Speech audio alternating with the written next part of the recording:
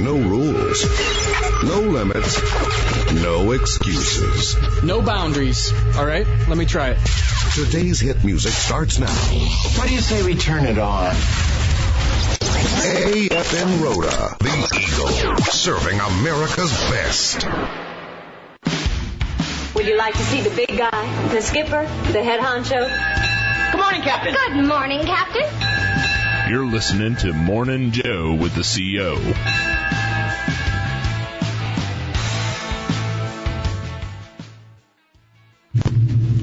Good morning, Rota, and welcome back to the morning show here on AFN Rota. This is one of your hosts, Petty Officer Connor Blake. I'm also joined by Petty Officer Knack. And, of course, this is the June edition of Morning Joe with the CO. And so, of course, we have Captain Suarez here with us, as well as another very special guest. But without further ado, Captain Suarez, I'll let you take over. And I understand you're about to hit a very significant milestone. Yeah, and hey, good morning, and thank you for having me on again. I always love the month of June.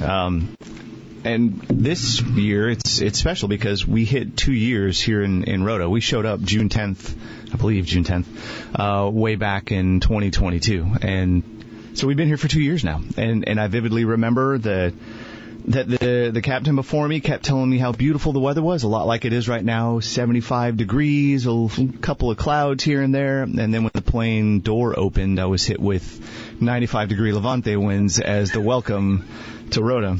It hasn't gotten there yet. But I know. I keep waiting for it to change. I was wearing a sweater in the backyard just a couple of days ago. I think it's going to hit 80 today. So I know, we're getting there. But 2 years, and 2 years has gone by incredibly fast. I was trying to think last night and this morning through what we've seen and had the chance to do over the last 2 years, and it's hard to capture all of it.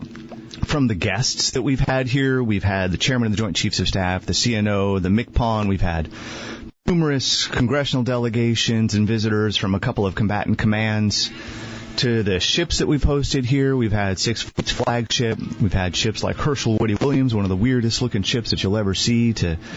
We've had a full harbor where we had 6 destroyers. We've had an empty harbor where we've had no destroyers. We've had a flight line where we had upwards of a dozen jets parked there. We've had a flight line with no jets on there. We've had expeditionary forces rolling through. We've had expeditionary forces doing some work on the installation here for us. It's just been a very interesting year, and I've learned a heck of a lot.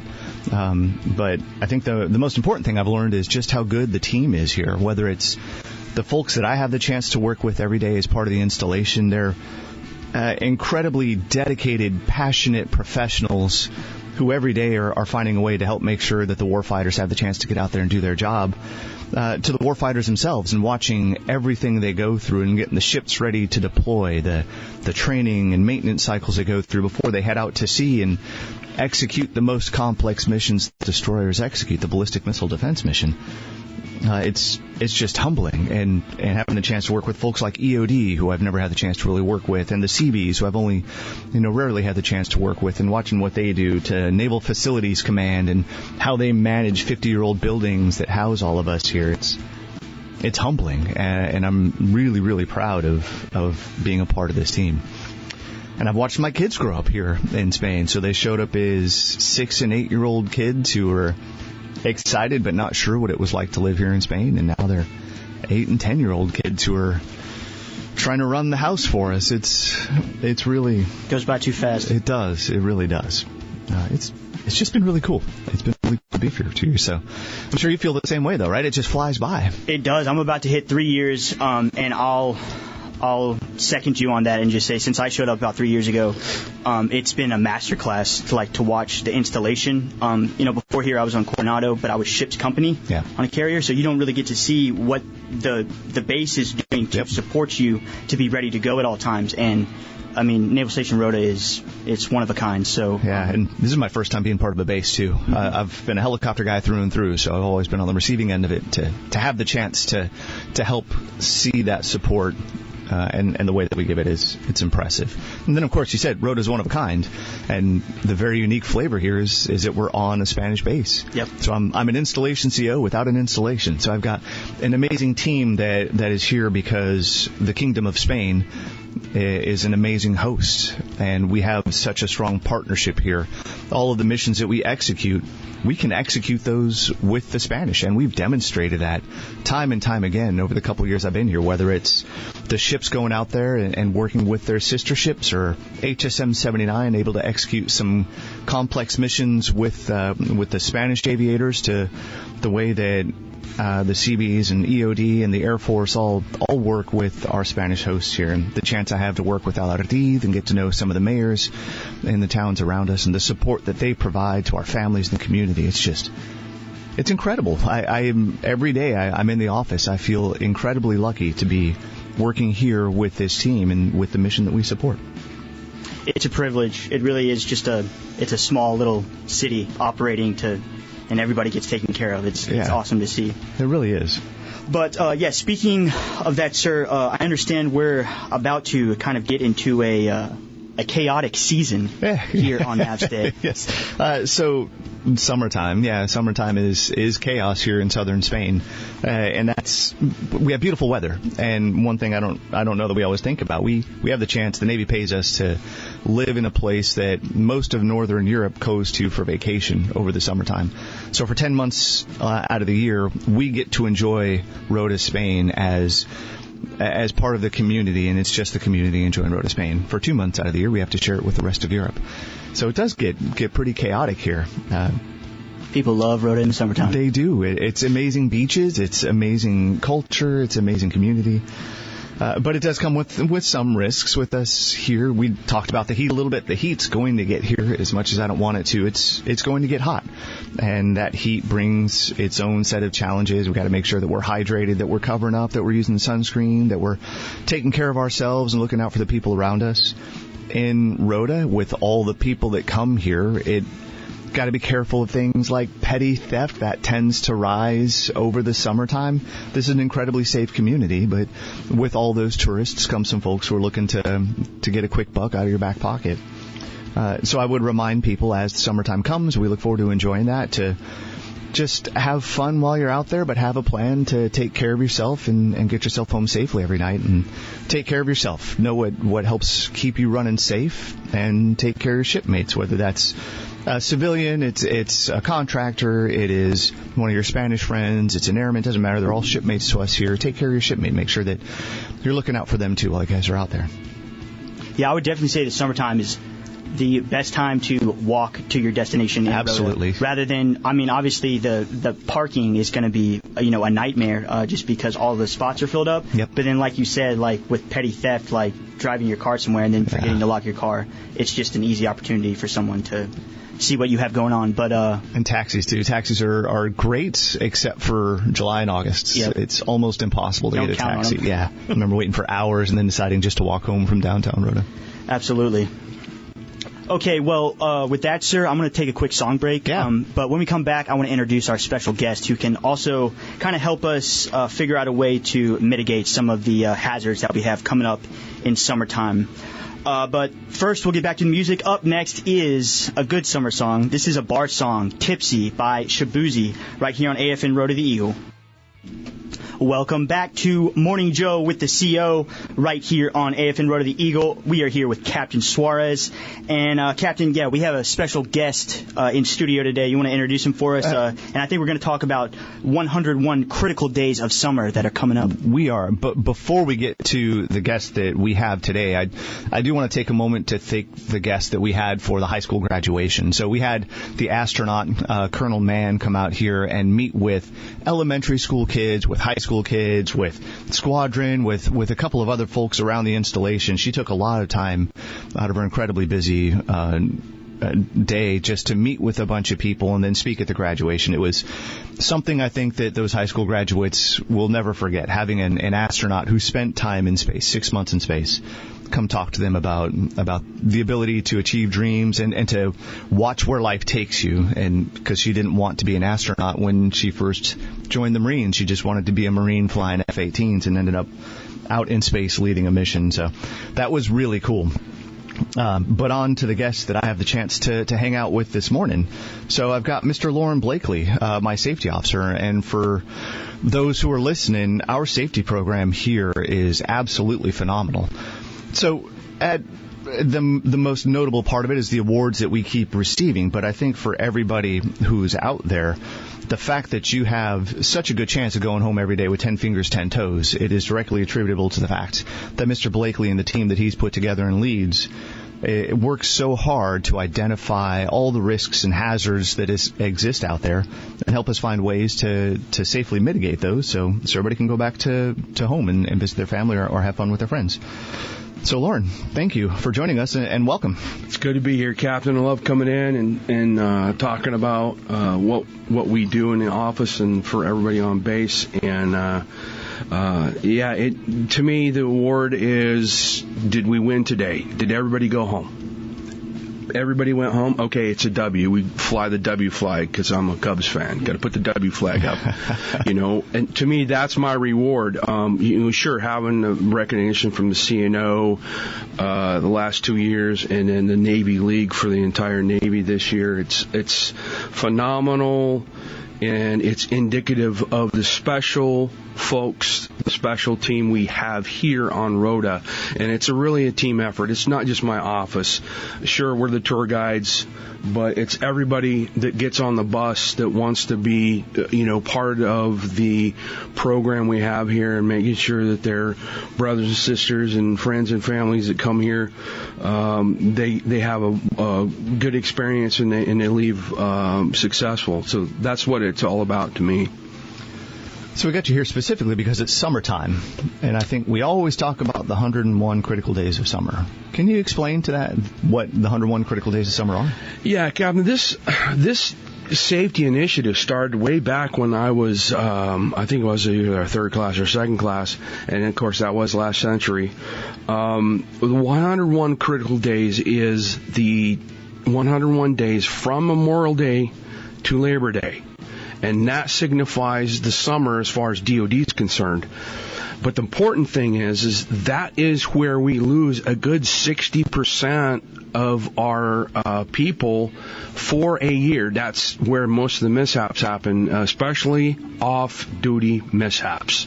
And when we talk about recreation off-duty safety, what's the biggest part of the year that people get outside to do stuff? It's from Memorial Day to Labor Day, and it's not just all inclusive these 101 days, but it's a way to focus, recalibrate, and make sure that everybody's prepared to do whatever activity they want to do and do it safely. And so I think most people out there associate the 101 critical days of summer with a safety stand down, where we have the chance to focus on some of those ideas that will keep us safe over that time between Memorial Day and Labor Day. So you said that's where the majority of our mishaps or losses occur. What is there a particular area where most of those incidents happen? Yeah, most of them, Captain, were traffic related. Motorcycles, POVs. We lost a couple pedestrians and bicycle riders last year. And being a bicycle rider, that's one of the reasons I specifically focused a couple of the videos that we watched on bicycle safety, because bicycles are prevalent here in Europe. You go up to Paris and I think there's more bicycles than automobiles on the street.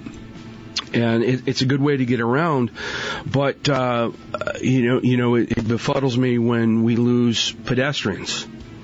And from growing up, walk facing traffic on the side of the road if there's no sidewalk, cross to the crosswalks or cross at the corner, things like that. Be visible, be seen, wear bright clothing, carry a flashlight at night.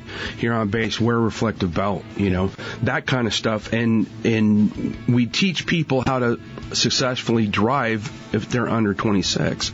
We have that special class that they are required by DOD to take at least once.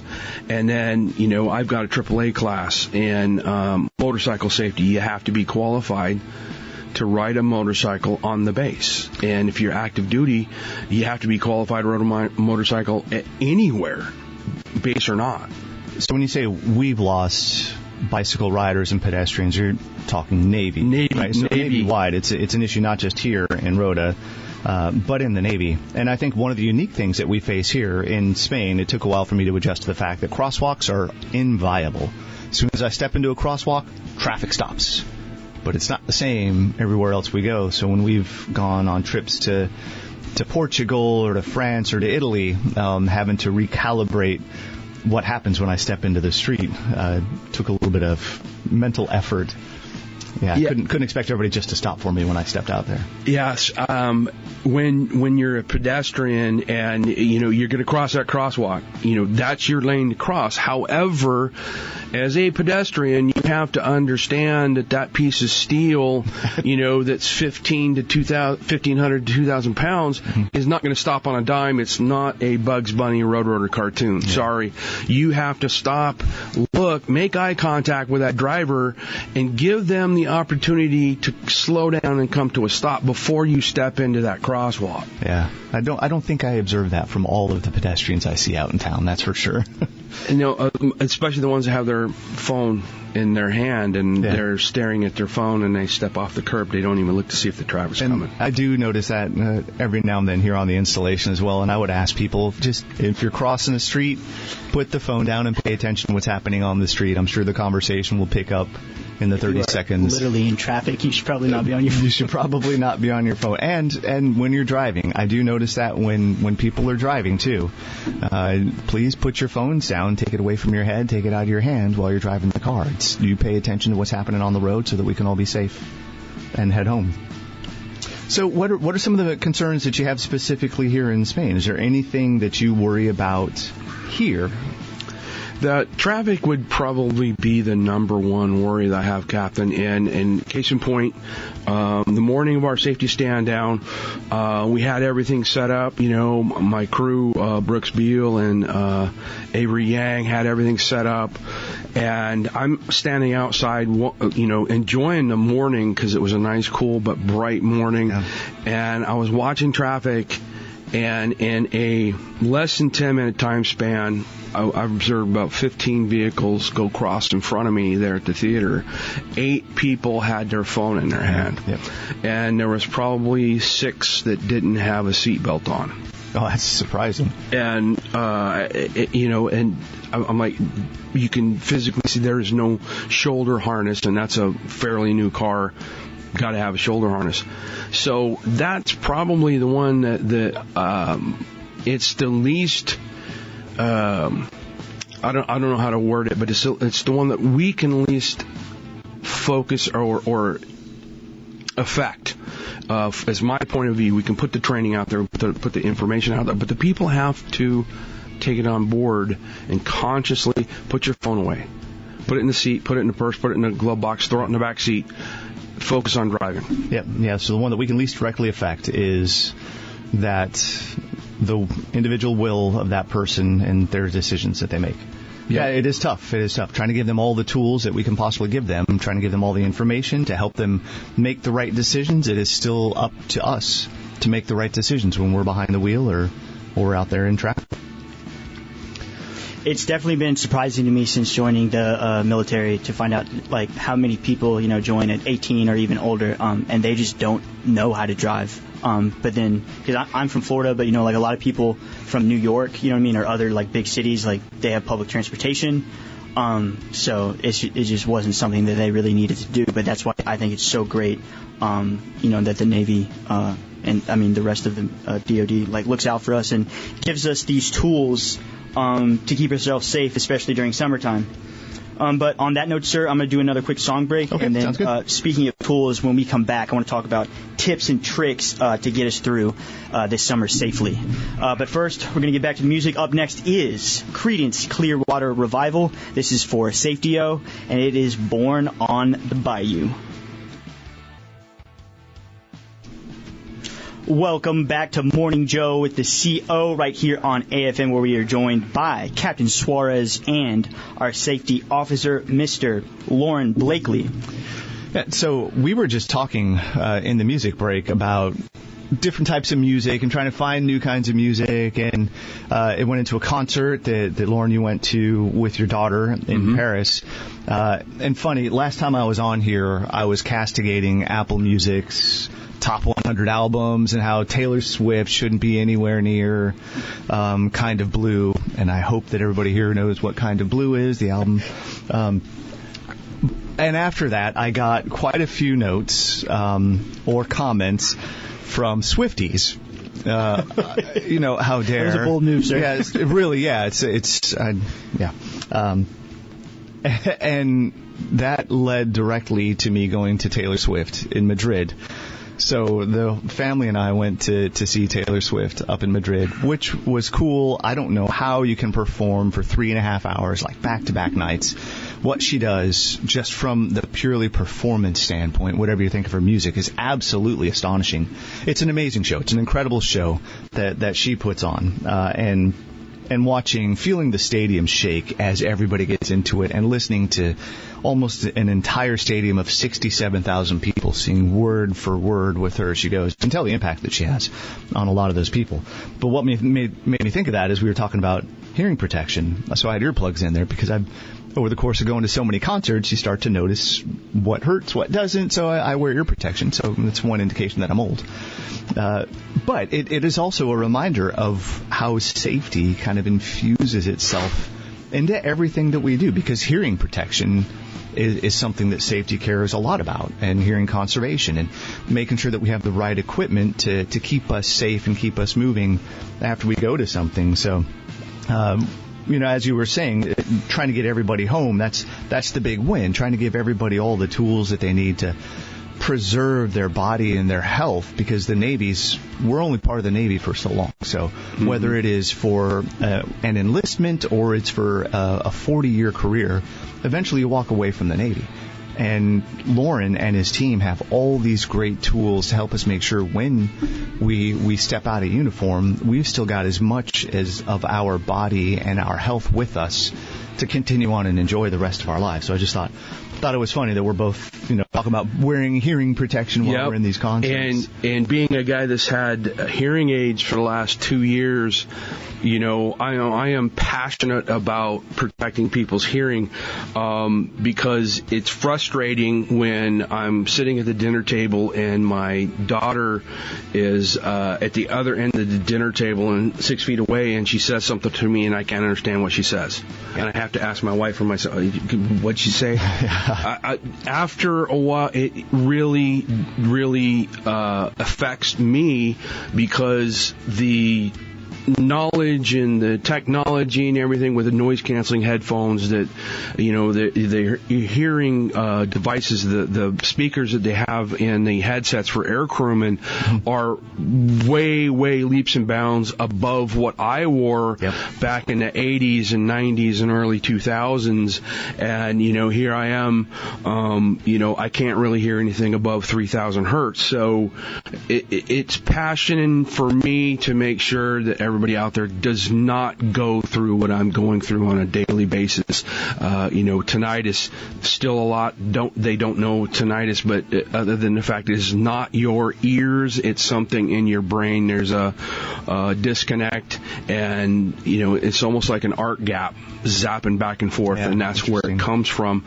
So protect your hearing. We've had a number of identified hearing losses, and that's why the folks at Ock Health are phenomenal. The folks over there, they let me know as soon as a sailor has an identified hearing loss, so we can get a hold of them and their command and say, hey, we need to protect this person's hearing. And sometimes it's frustrating because the individual works in an admin function, so they're nowhere near the flight line. So where is it coming from? Is there a medical condition? Things like that. So medical condition, protect your hearing. Headphones, stereos, concerts. There's a lot that we expose ourselves to that puts that at risk. But it's just an example of the passion that you bring to this job and trying to help people remain safe. So, I'm sorry, before we went to the music break, though, you had talked about going to some of the tips to keep us in mind. So Lauren, what are some of the safety tips and tricks that we can carry with us? Well, you're talking about the heat here in the summertime. It is hot. And being in Okinawa and coming here, you have to protect yourself. And when you're out there in the sun, make sure you're wearing sunblock. Make sure that you're wearing light, loose-fitting clothing that's going to allow the sweat to evaporate, so you're staying cooler. The number one thing, though, is stay hydrated. You have to stay hydrated because when you're hot and sweaty, your body is vacating that moisture real quick. And it doesn't take much. And when I say hydrated, I'm sitting here with a cup of coffee, not what we need to be hydrating with. Anything with caffeine, stay away from the alcohol during the hottest parts of the day. If I like a nice cold beer. But if you want to stay hydrated, that's not the way it is. First thing in the morning, I start off with 750 milliliters of ice cold water. First thing when I walk downstairs. And that sets my tone. I'm drinking 3 to 4 liters of water a day, and I'm not out there in the sun all day long working like some of these maintenance folks do. People on the flight line, people on the pier, our port ops folks. Yeah. You got to stay hydrated, and just be prepared to be out there. Wear a hat. And try and stay out of the direct sunlight as much as possible. It doesn't take much to get a tan. 30 minutes a day, and in a couple of days you've changed the color of your skin. So don't lay out there all day long because bad things can happen, like sunburn or even worse. If you're out there doing your PT, pay attention to the flag conditions. We have a WhatsApp. You can get a hold of the folks in the industrial hygiene office. In our last newsletter, there's their address. You send them your WhatsApp phone number, and they'll automatically send you updates whenever the flag condition changes. So we don't have a flag; it's a white flag, and that goes to green, yellow, red, and black. So during the peak months, you're going to do PT, and be smart. I wouldn't be out there PTing and running, between the hours of 1000 and 1600 during the day. That's the hottest part.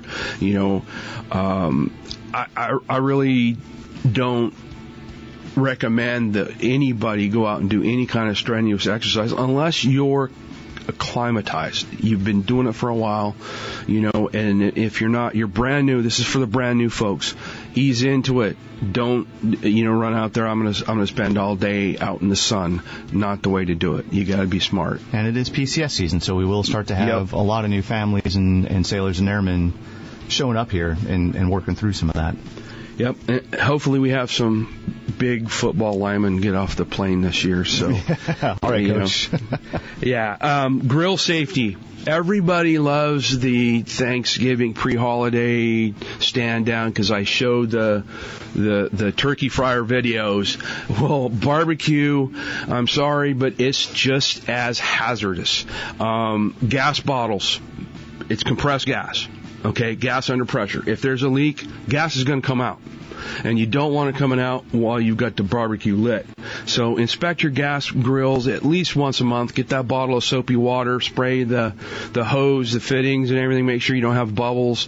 And then make sure your grill's clean so that the grease that's getting accumulated in the bottom doesn't flare up because, yes, I'm a safety officer and I do have a mental lapse every once in a while. And I've had a grill catch fire and, once I get it out, shut the bottle off, let it, burn down. I'm looking at my wife and said, I think we're going to eat out tonight.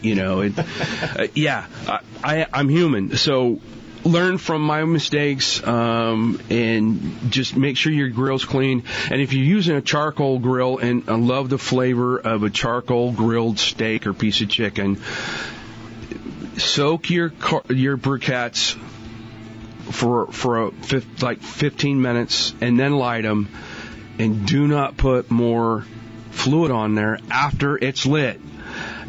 Just don't do it, because we had some videos where, the person, it becomes a fireball because they open bucket of whatever accelerant they were using. I don't know if it was lighter fluid, gasoline.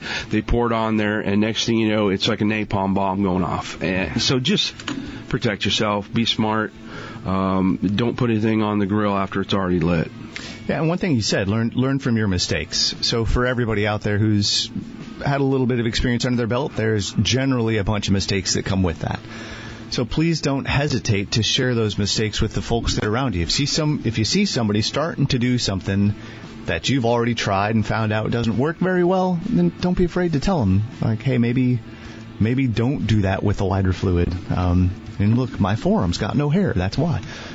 So don't be afraid to share some of those mistakes that you've made so that other people can learn from you while you're still trying to learn everything from the older folks like us. Yeah. Scars are proof that you lived through your mistake. Got a couple of those, yeah. Yeah, and maybe if you're new and you're trying something new, you know what I mean? Don't try something crazy your first time, like grilling or something, you know what I mean? And just ask for help rather than just try to do it yourself and then end up, I don't know, like blowing up your grill or something. So. Yeah.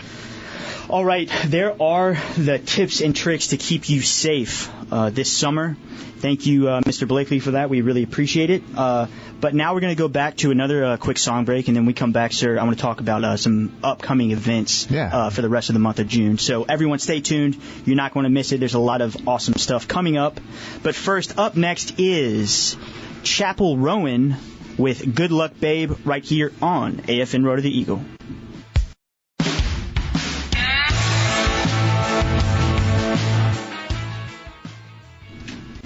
7:46 a.m. and welcome back to Morning Joe with the CEO, with Captain Suarez, and we are joined right now by Mr. Lauren Blakely, our safety officer, and I think we got a few more things to cover safety-wise, and then, sir, I wanted to talk about the upcoming events we have coming up in June. So, Lauren, I think there's something you wanted to close with to kind of make sure we got something in our minds as we'll walk away from this conversation. Yeah, it doesn't matter what activity we're going to participate in, whether it's bicycle riding, jogging, driving, barbecuing, swimming at the beach, in the pool, whatever.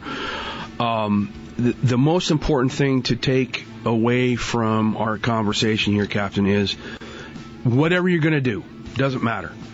Take that time-critical ORM pause. Stop for a second and think, ask yourself, what bad could happen? If I'm going to do X, what can I do to make sure that I'm going to do it, safely and successfully and have fun doing it? So take that pause. Ask yourself that question. It only takes a second or two, and a lot of times it's that extra second or two that prevents a trip to the ER or worse. And as a CO of the base, it'd be, I don't know how you do it, Captain, waiting for that phone call that you hope never comes in.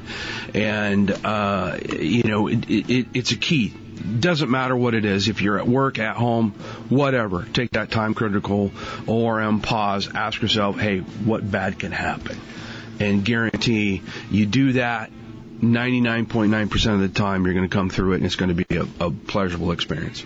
Yeah, so I will say that I do get asked every now and then, how many phone calls I get, what keeps me up at night. I will say that there's less that keeps me up at night here than there ever was when I was in command of a helicopter squadron. Way smaller, much more focused evolution. And part of that is I'm really comfortable now understanding what I can control and what I can't control.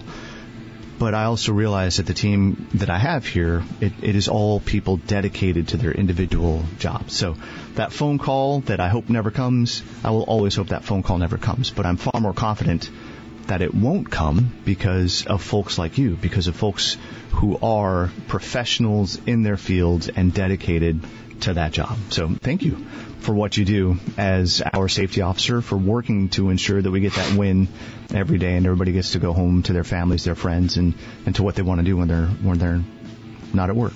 Loving every minute of it. Yeah, thank you.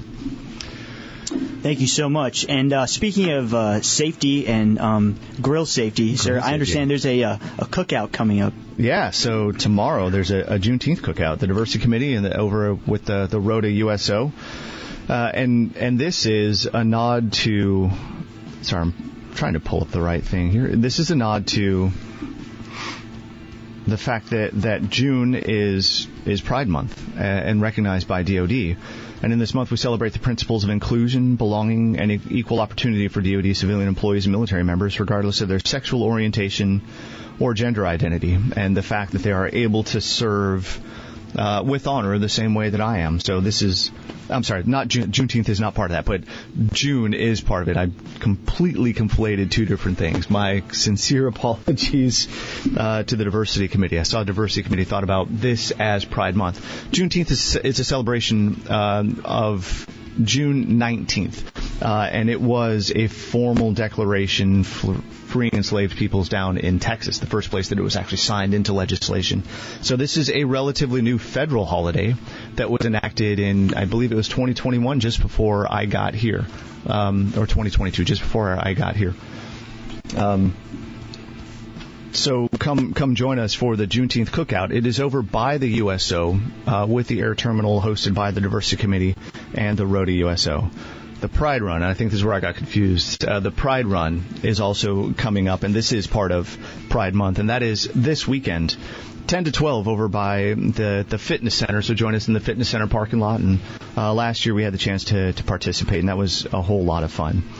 So that is a lot of stuff that's coming up in June, is the chance to celebrate Juneteenth, Pride Month, and then we roll straight into July. So I think before I have the chance to come back on here as for the Morning Joe show, we have our 4th of July celebration. So this is one of our major highlights here. We welcome everybody off the base, on the base, to come celebrate with us the 4th of July, celebrate with fireworks. We've got over by the softball fields by La Plaza. We've got rides. We've got games for the kids. We've got music. We have guests who are there performing. And we've got food, the chance to hang out and just kind of celebrate a small piece of America here in Spain. So for those who aren't aware, I'm only allowed to fly the American flag for a couple of days a year here in Rota, and that is because we are on a Spanish base. But the Spanish give us the chance to fly it around the 4th of July. So July 3rd, we're going to raise the flag, and we'll have it up through that weekend. So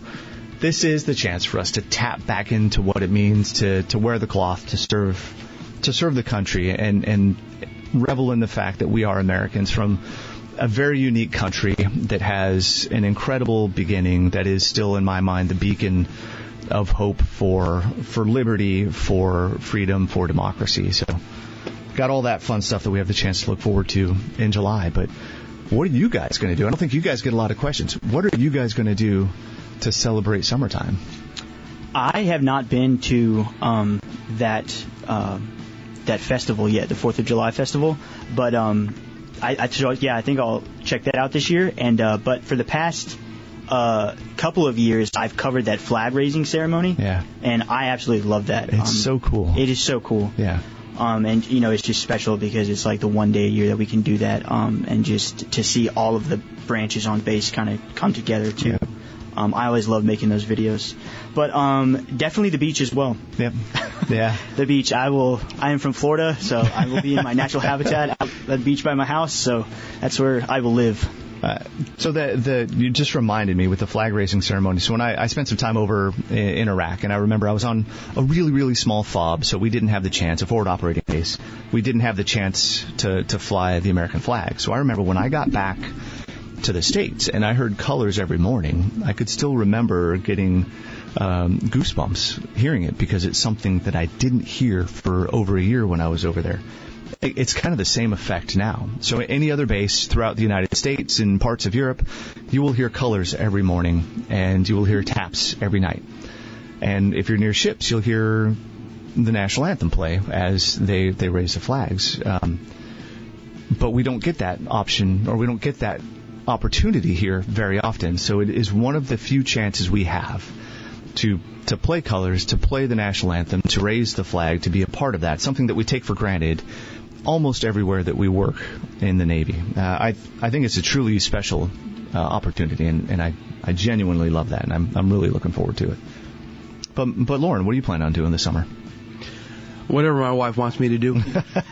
No, safety decision. We're working. I got a trip coming up to Valencia for work. I got to go visit NSC there and give them their 101 critical days of summer.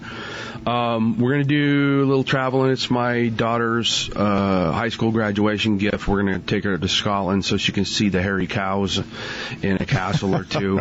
It's just whatever we decide to on a whim, but I'll be doing that time critical ORM before we do it, whatever it is. Yeah. Working, and we're only a block off the beach, so I know. My wife went out yesterday and came back with a big Ziploc bag full of sea glass, so I know I'll be sea glass hunting, periodically. So, I mean, it's fun. You got to get out, enjoy the Independence Day celebration. I'm lucky because on my balcony, on my roof, I don't have to leave. I can see the fireworks and everything, and I don't have to stand in line to get a hamburger or use a restroom. So, whatever it is, we're going to enjoy it. You can't beat the summer here and the base, the community. Just go out and enjoy it and do it safely. Yeah, and I think we have a summer full of the beach, the pool, and a little bit of AC every now and then just to help cool off. And doing all of that safely. All right, sir. Well, that's going to about wrap up our show. Is there anything else you would like to add? Thank you so much for coming in again. No, thanks. Thank you for the opportunity. And for everybody out there, I hope that everybody finds a way to enjoy the summer, take care of themselves, recenter, and do what helps you feel good. And just do it safely and make sure you get back home safely. Yes, sir. Mr. Blakely, as always, thank you so much for coming in. Good to be here. Look forward to talking to both of you again, and have a great summer. And with that, let's get back to the music and close out our 7 o'clock hour with Morning Joe with the CO. Up next is Young by Kenny Chesney.